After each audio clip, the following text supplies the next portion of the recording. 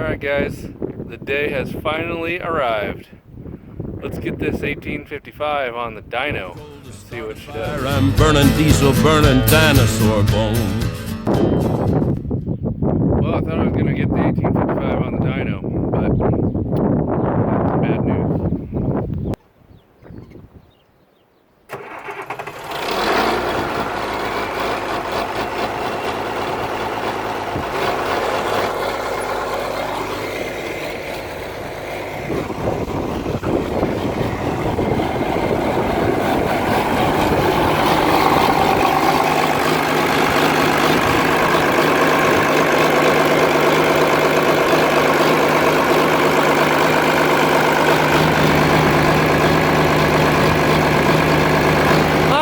Cool.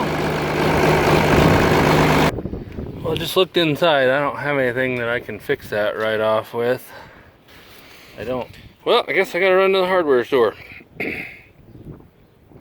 I'll be back. Okay, well, like an hour later, I finally have my piece. As you can tell, we're in the shade now. So that's awesome, you know. Went to the small town hardware store and they had 3/16 compression unions, but no 1/8 inch. Then I went to the parts store and I got the new guy. Well, I went to a different town, went to the parts store and I got the new guy who had no idea what I was talking about. And so I had to go back there and get the parts myself. Okay, so I'm gonna get this thrown on there. Yeah, see, there you go. That's what that cold 1540 has to go through before it can get to the gauge.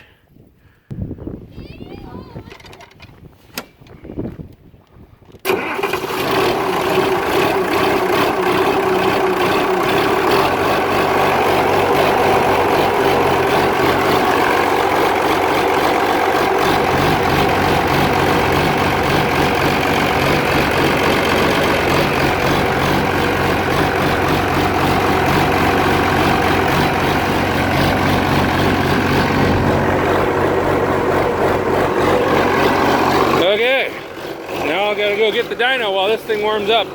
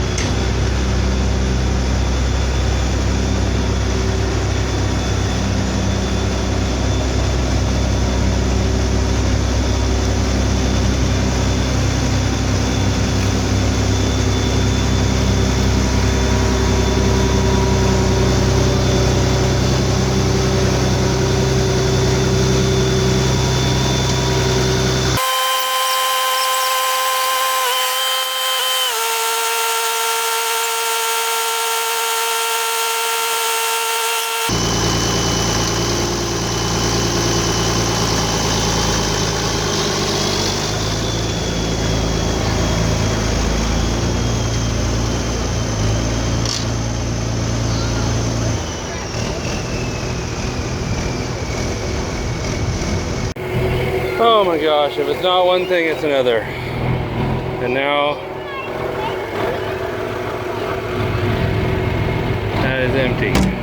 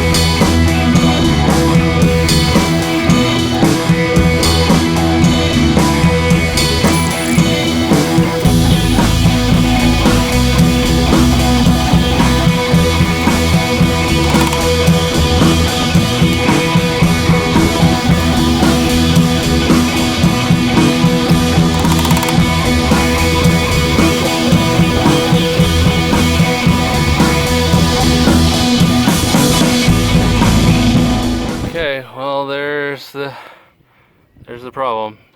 Water was in there and it froze, so it's my fault. I was hoping I could just blame it on rust, but nope. So I didn't blow it out before winter, and now I've got to solder those back closed.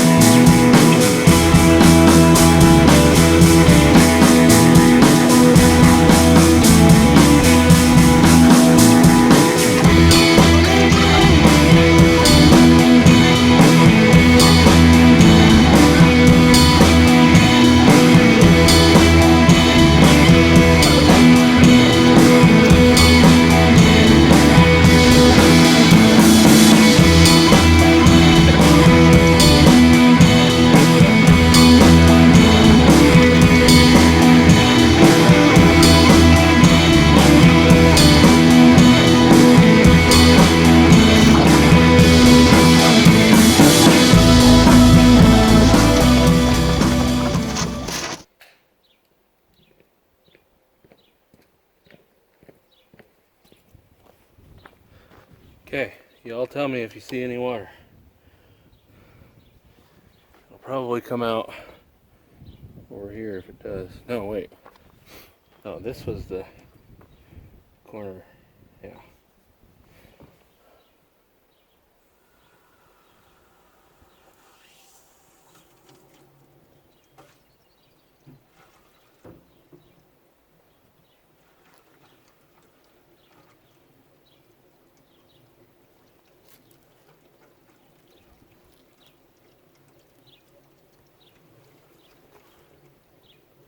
Oh, yep, there's water leaking.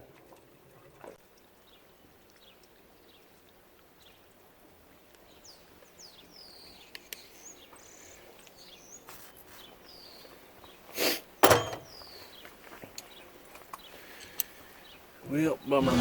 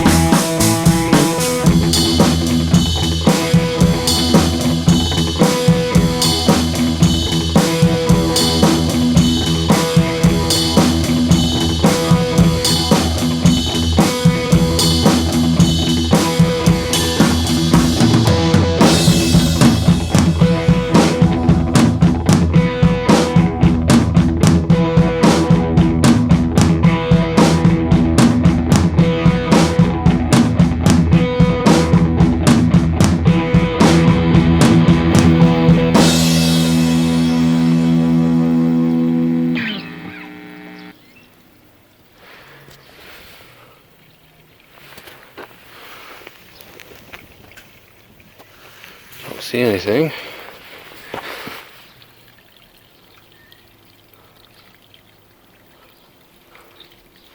Don't see anything there. It's nice and cold. Let's apply a little pressure.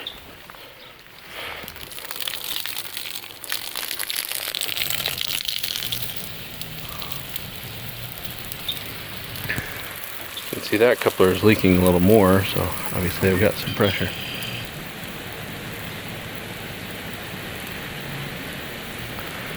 I've got this closed off with my thumb just almost as much as I can. Oh, my thumb is gonna run out. Okay.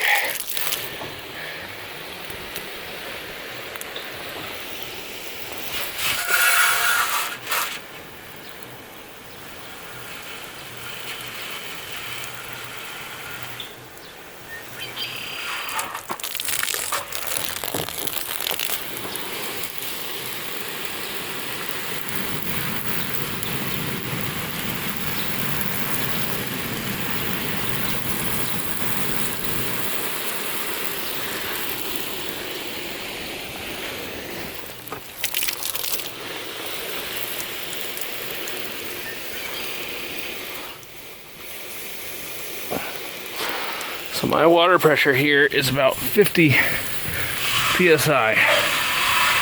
Oh, okay, I can't hold that anymore. So I figure by the time it goes through all the restrictions and gets all the way over here, and then my thumb not blocking it totally off, I'd say this thing's tested for around 30 psi. So that's good. Now I get to install it. Let's just pretend that I didn't already install it and find leaks. What do you say? Let's just keep that between us.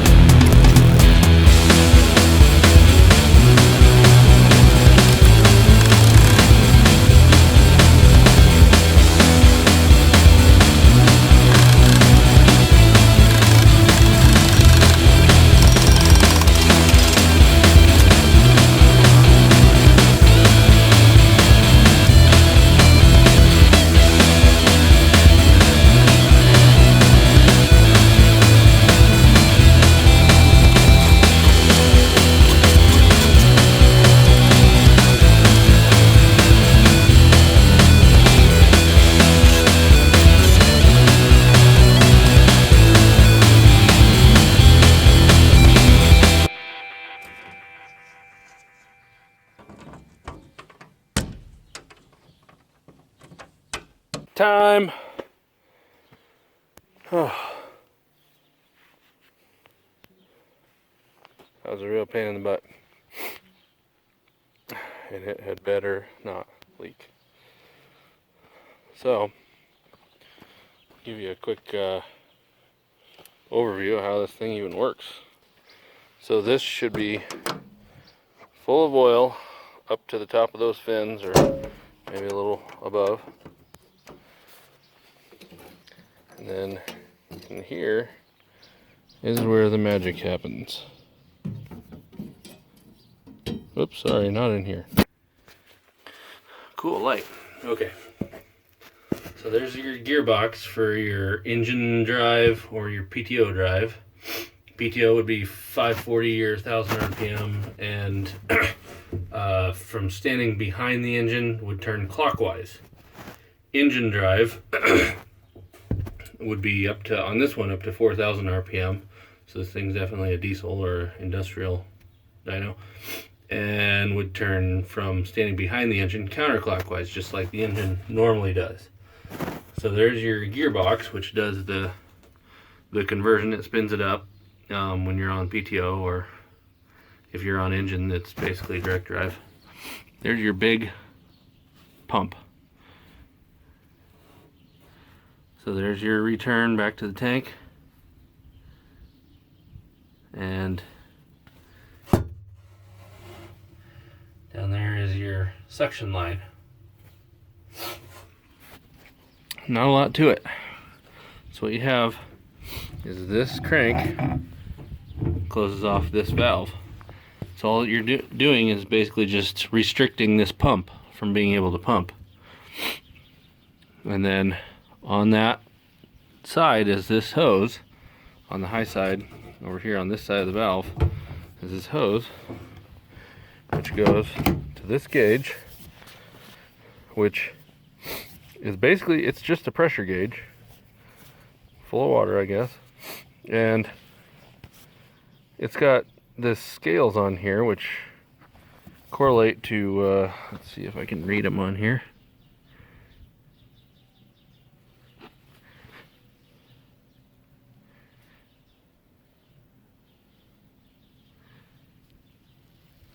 Oh man, it's clear down at the bottom, but okay, so that's 1000 RPM. That's like 545, this ring, and I don't remember what the inside one is. So depending on how much pressure and what RPM you're at, that'll tell you your horsepower. This is your tach, so if your engine doesn't spin at one of these RPMs, then you have to use this tach. Oh yeah, and you want to get the temp, the oil temp up between 140 and 180. Okay, so let's say that you've got this thing over here. You can't hardly see it. There's a 20 there, so 2000 psi. So you'll take this 2000 psi. Now, what RPM was the inside of this tach spinning at? Well, if it was spinning at 1200, you would be making 300 horsepower. That's the inside. So if it was clear up here, so your engine drive side would be like 3600 RPM, or just a little off from there, 35, I guess. So this thing, you can't measure horsepower with just this unless you're at 535, I guess it is, 620 and 1000 RPM is what these are.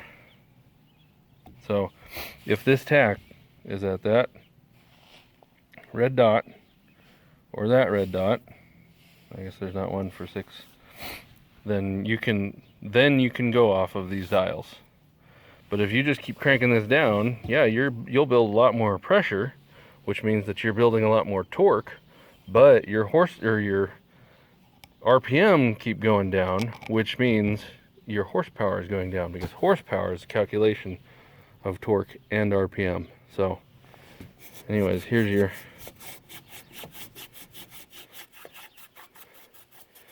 data plate.